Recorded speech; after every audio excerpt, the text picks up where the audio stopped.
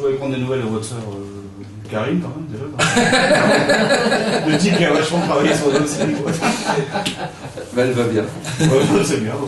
À l'époque, on s'était rencontrés, puis on s'était dit qu'on dirait, justement, dans des questions comme ça, que c'était en fait ma femme, mais qu'on n'avait jamais divorcé. Ah, la femme, carrément. Voilà. C'est elle qui avait proposé ça. Alors, c'est elle. Je prends, hein, c'est pas moi qui faisais le malin. Depuis, elle est interdite, c'est ça.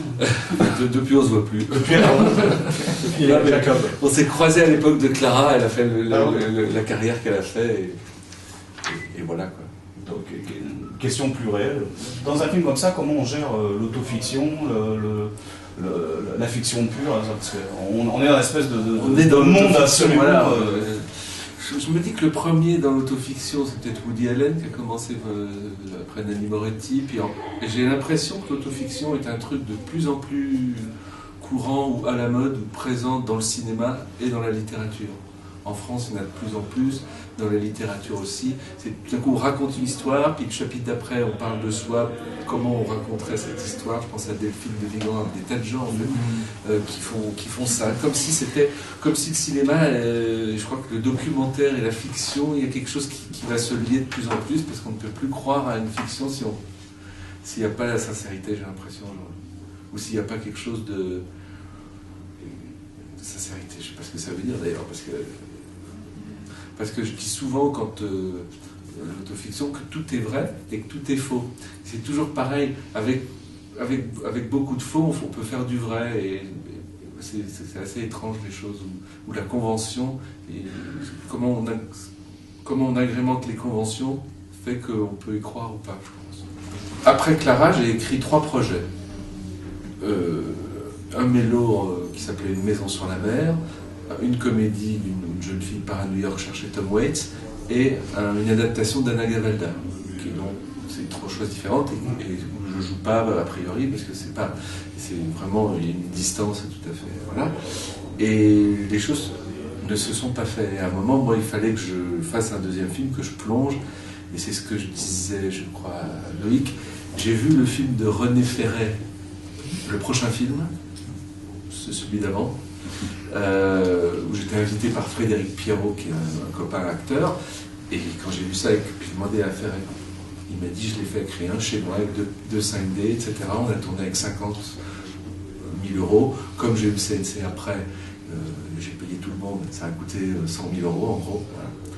Et je suis rentré en métro chez moi, et je me suis dit, mais on était le 15 mai ou le 14 mai, et je me suis dit, je tourne, j'écris un film, et je tourne en septembre.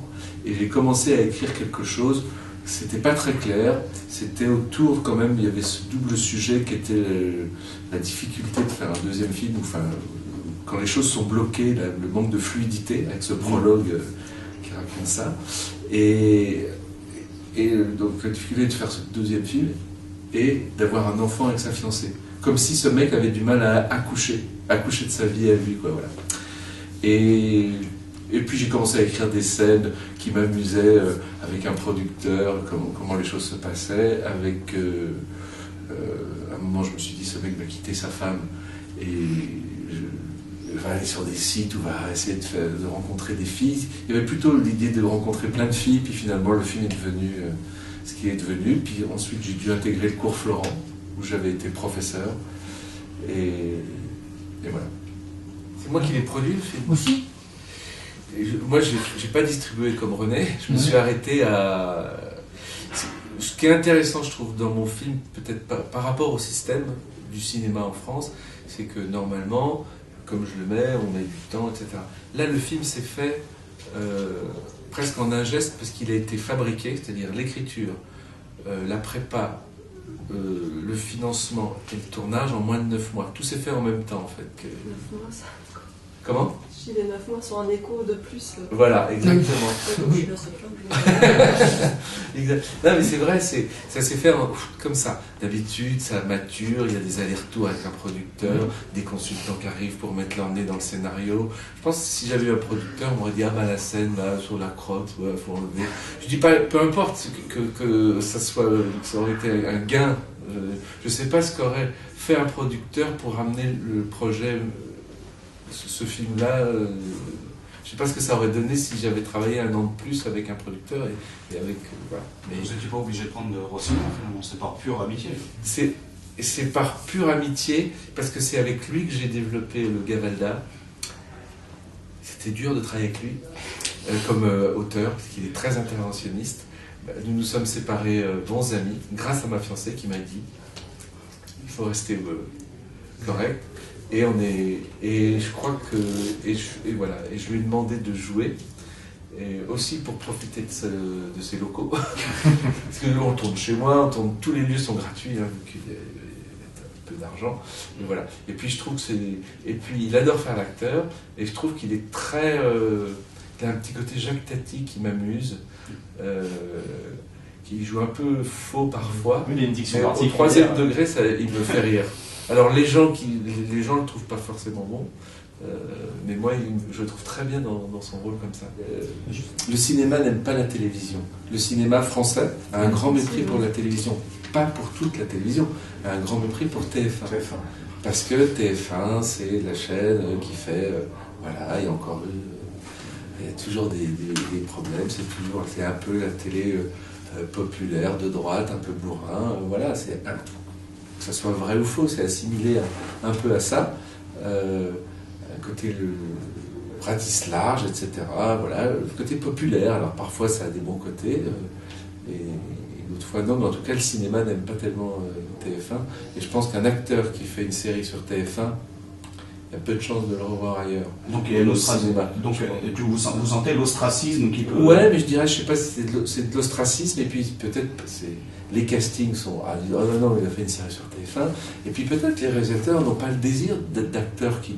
Moi, comme réalisateur, j'ai pas le désir de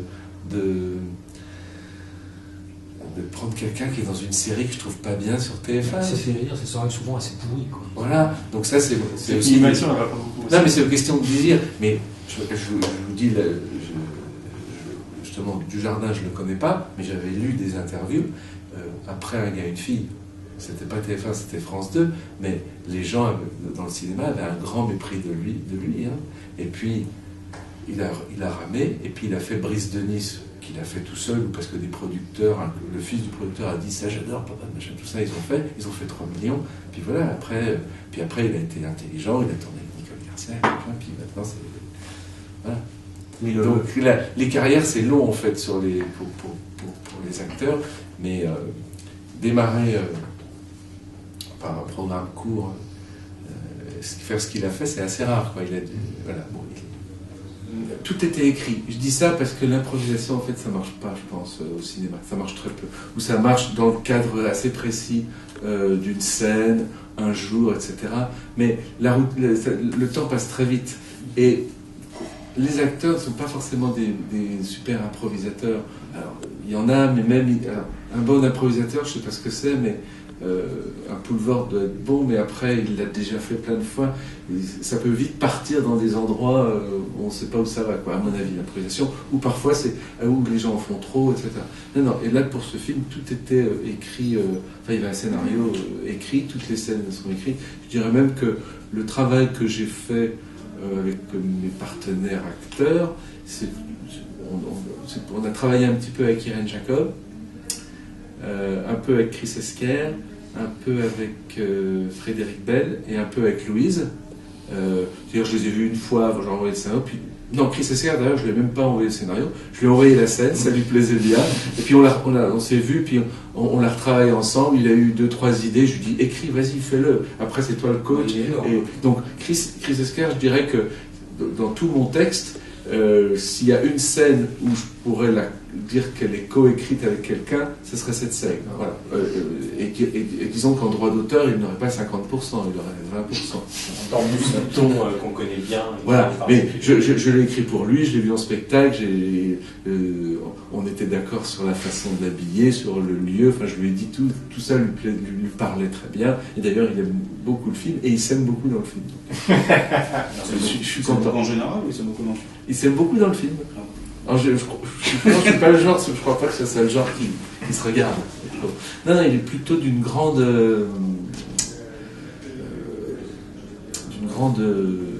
modestie avec, comme acteur. Il me dit, j'ai jamais fait l'acteur, mais ça, ce que tu me racontes, ça me parle, c'est dans mes cordes, c'est dans mon personnage, ça peut être... Pour prolonger la question, comment l'acteur Viard regarde le réalisateur Viard et inversement, c'est un exercice particulier J'avais peur que ce le soit, et en fait, c'était très... J'avais fait un premier court-métrage où je jouais, je réalisais, et en fait, pour moi, c'est des très bons souvenirs. Parce que je trouve que sur un plateau, toute la journée, si je suis juste réalisateur, je m'ennuie un peu. C'est l'acteur frustré. Ouais, où je suis impatient. Et ça va... Il y a beaucoup de temps où ça s'installe, voilà.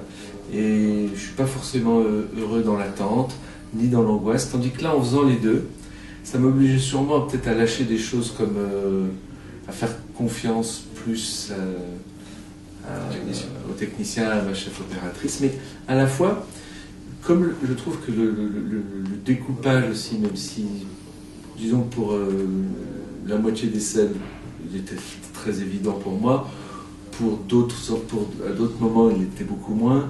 Mais le fait de pouvoir jouer la scène avec elle, de dire voilà, je vois bien ça comme ça, c'est-à-dire que je fais à la fois la caméra et à la fois moi qui joue, comme ça, et après on la construisait comme ça, toute la scène, on disait on va tout tourner, puis ensuite c'était plus... Non, c'était très agréable. Et surtout, ma monteuse sera là ce soir, mais ça a été beaucoup de travail, parce qu'il était, comme on disait, un peu protéiforme le film, donc pas facile à monter. Mais il y a eu 3-4 mois de montage. Non, il y a eu 12 semaines, ouais, ça fait 4 mois. Et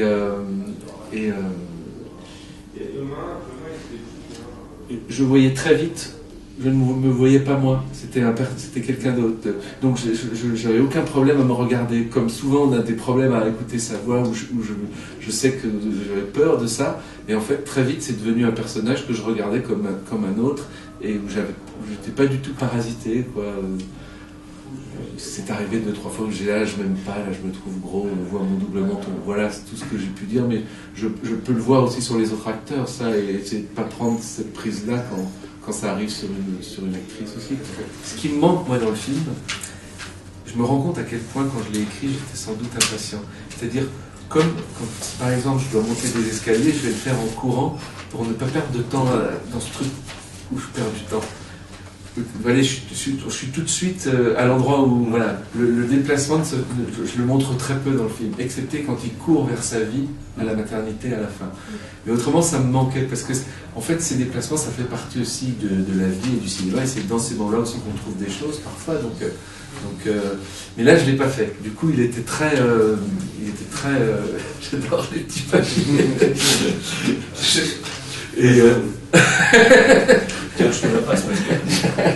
Vous en faites sèche. Non, c'est pas de... C'est une plainte.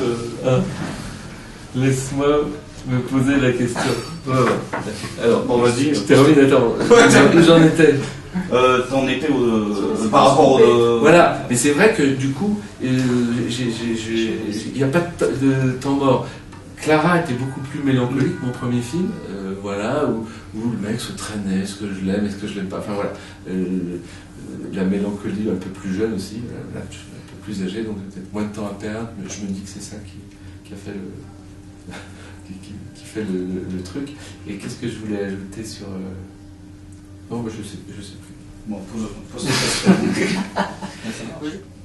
Une fois que j'avais fini le film, comme l'étalonnage a duré très longtemps, et que donc le mixage, tout ça ne se faisait pas, j'attendais en fait, et plus je le voyais, de temps en temps je le montrais, et je me suis rendu compte qu'il y avait certaines choses qui étaient encore nécessaires de couper. Parce que par exemple, une scène, pour qu'elle soit réussie, c'est une question de timing. Voilà. Et par exemple, la scène avec Frédéric Bell, au début, il y avait plus de positions de cul. Mais une fois qu'on a compris, ça devenait un peu long. Il y en avait 3 de plus. Donc c'est 3 fois 3 secondes ou 3 fois 2 secondes. Mais comme elle me plaisait dans leur idée... Ouais. Voilà. Et puis, il y avait une autre blague derrière, c'est-à-dire qu'on les retrouvait tous les deux comme dans un film de Truffaut, silencieux tous les deux. Et lui sortait un préservatif alors qu'il était habillé en disant j'aime vraiment ça, j'aime pas les préservatifs, ça me fait débander. Mais c'était pas le même humour que ce qui était présenté. Donc ça, on me l'a dit. Il y a des gens, mais je comprends pas. C'était surréaliste, bien sûr, mais je voyais bien que c'était deux humours. Même quand on est surréaliste, voilà, il faut quand même avoir une règle.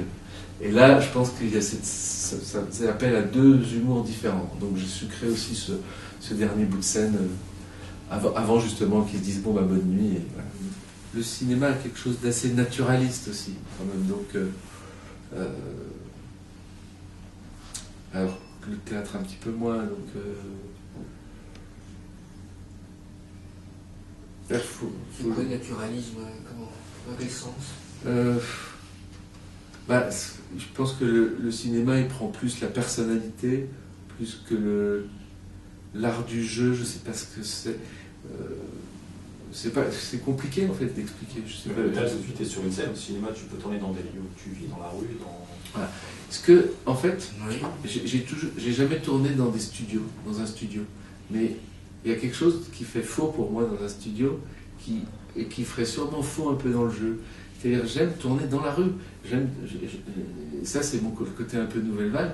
Je me souviens de Woody Allen où les gens sont très loin, ils parlent, ils avancent doucement, mais c'est fait en un plan. Et j'aime les longues focales parce que le mec ne voit pas la caméra. Et je trouve qu'il ne s'occupe pas de ça. Et ça, j'aime bien.